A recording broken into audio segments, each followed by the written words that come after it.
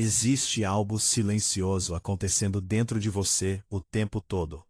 Algo que influencia cada decisão que você toma, cada atitude que você evita, cada caminho que você escolhe seguir ou abandonar, e ainda assim passa despercebido na maior parte do tempo. É a forma como você se vê, a sua autoimagem. Antes de qualquer ação, antes de qualquer escolha, existe uma ideia, muitas vezes não verbalizada, de quem você acredita ser. Essa ideia funciona como um filtro invisível que molda a forma como você interpreta o mundo e, principalmente, como você se posiciona dentro dele. Não se trata apenas de um conceito abstrato da psicologia, mas de algo extremamente concreto na prática da vida. Porque ninguém age além daquilo que acredita ser. A autoimagem pode ser entendida como um espelho interno, mas diferente de um espelho físico, que reflete com certa fidelidade aquilo que está diante dele, esse espelho mental é frequentemente distorcido. Ele não mostra apenas o que você é, mas aquilo que você aprendeu a acreditar sobre si mesmo ao longo da vida. E esse aprendizado começa cedo, muitas vezes antes mesmo de você ter consciência disso. A forma como você foi tratado, as palavras que ouviu, as experiências que viveu, os momentos em que foi valorizado ou ignorado. Tudo isso vai, pouco a pouco, construindo uma narrativa interna. E essa narrativa, repetida ao longo dos anos, se transforma em identidade. Você começa a dizer para si mesmo coisas como: eu sou assim, isso não é para mim, eu não consigo fazer isso, e essas frases deixam de ser pensamentos passageiros e passam a ser verdades operacionais. O problema é que nem tudo que parece verdade é de fato real. Muitas dessas crenças são interpretações, respostas emocionais a situações específicas, generalizações que foram feitas sem análise. Mas, uma vez incorporadas, elas passam a guiar o comportamento. Se você acredita que não é capaz, você evita tentar. Se acredita que não merece, você sabota o que conquista. Se acredita que não é suficiente, você se retrai diante de oportunidades que poderiam transformar sua vida.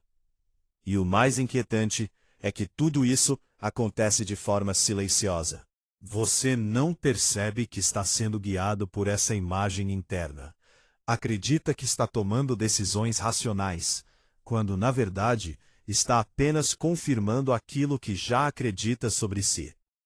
A autoimagem pode assumir diferentes formas. Pode ser negativa, quando você se enxerga de maneira inferior ou limitada. Pode ser positiva, quando há uma percepção mais equilibrada entre qualidades e falhas. E pode ser idealizada, que talvez seja a mais sutil de todas, porque nela você não vê quem realmente é, mas quem gostaria de ser. E a partir disso, passa a viver tentando corresponder a essa versão projetada, muitas vezes desconectada da realidade. Esse distanciamento cria tensão, porque quanto mais você tenta sustentar uma imagem que não corresponde ao que você vive internamente, mais esforço é necessário para manter essa coerência aparente. E esse esforço, ao longo do tempo, gera desgaste, ansiedade, frustração. Você sente que precisa estar à altura de algo que, no fundo, não reconhece como verdadeiro. Existe também uma diferença importante entre autoimagem e imagem pessoal. A imagem pessoal diz respeito à forma como os outros te percebem. Já a autoimagem é a forma como você se percebe. E essas duas dimensões se influenciam constantemente. A forma como você se vê impacta diretamente a forma como você se apresenta, e, consequentemente, a forma como é percebido. Mas o ponto central não está no olhar do outro, e sim no seu próprio olhar. Porque é esse olhar interno que define seus limites. É ele que determina até onde você se permite ir. É ele que sustenta ou enfraquece suas decisões. E é por isso que trabalhar a autoimagem não é uma questão estética. Não é sobre aparência. Não é sobre parecer melhor para os outros. É sobre percepção.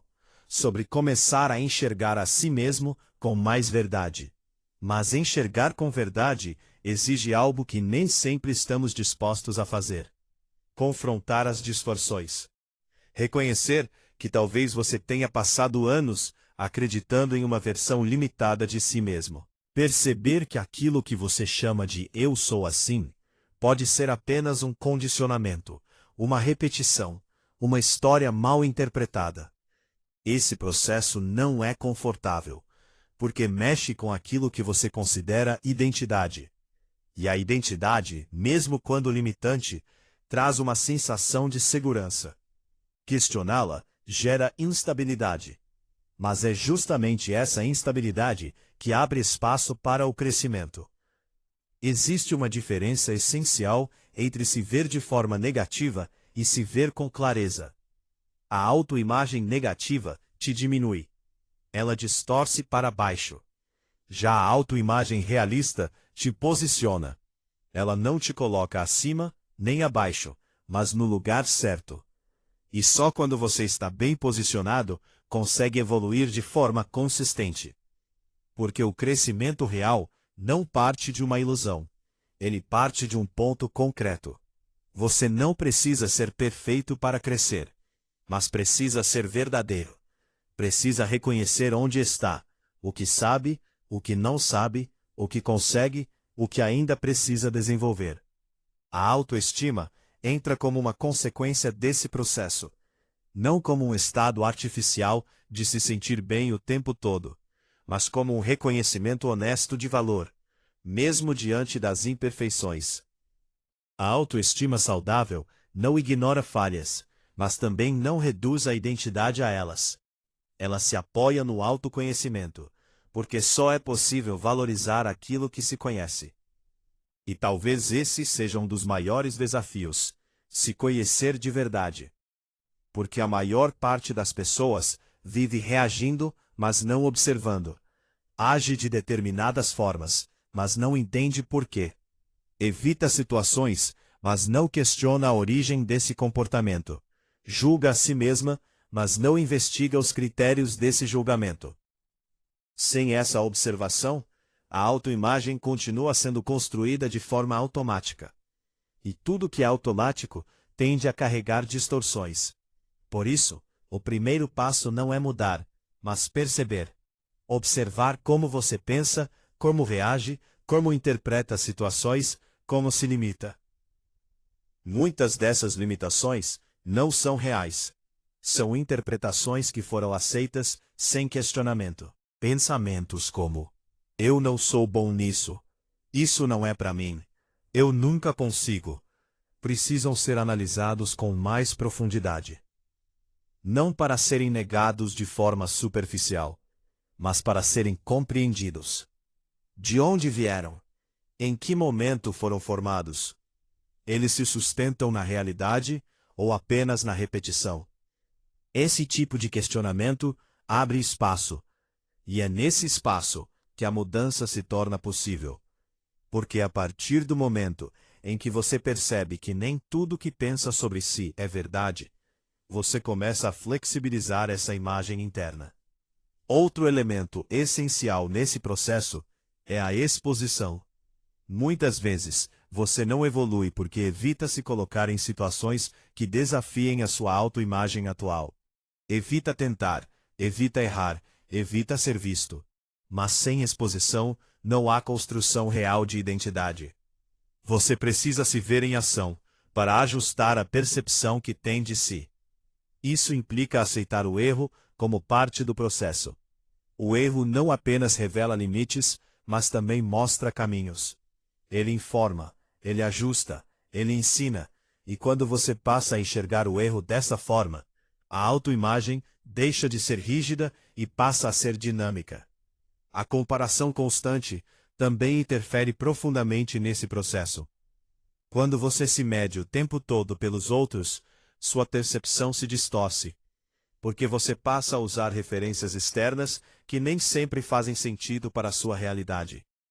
A autoimagem saudável não nasce da comparação, mas da consciência. Consciência de quem você é, do que faz sentido para você, do que deseja construir. Porque, no fim, A autoimagem não é apenas sobre quem você é hoje, mas também sobre quem você está se tornando. E isso traz uma mudança importante de perspectiva. Você deixa de ser refém do passado e passa a assumir um papel mais ativo na construção do futuro. Entende que a forma como se vê pode ser transformada, não por negação, mas por consciência, prática e experiência. A autoimagem não é fixa, ela é dinâmica. E essa talvez seja uma das ideias mais libertadoras. Você não está condenado à forma como se vê hoje, mas também não vai mudar essa percepção sem um processo consciente. O crescimento pessoal não acontece apenas com informação. Ele exige reflexão, e a reflexão exige silêncio, exige pausa, exige disposição para olhar para dentro sem distrações. E isso é difícil, porque olhar para dentro é muitas vezes encarar aquilo que você evita. Mas é também nesse espaço que a mudança começa. No final, a forma como você se vê define o que você permite viver. Define até onde você vai. Define o que você aceita, o que recusa, o que constrói. E talvez a pergunta mais importante não seja quem eu sou, mas quem eu estou acreditando ser. Porque a diferença entre essas duas coisas pode estar moldando toda a sua vida. E quando você percebe isso com clareza, algo muda. Você deixa de apenas reagir àquilo que acredita ser, e começa de fato a escolher quem quer se tornar. E talvez seja aí que o crescimento começa de verdade.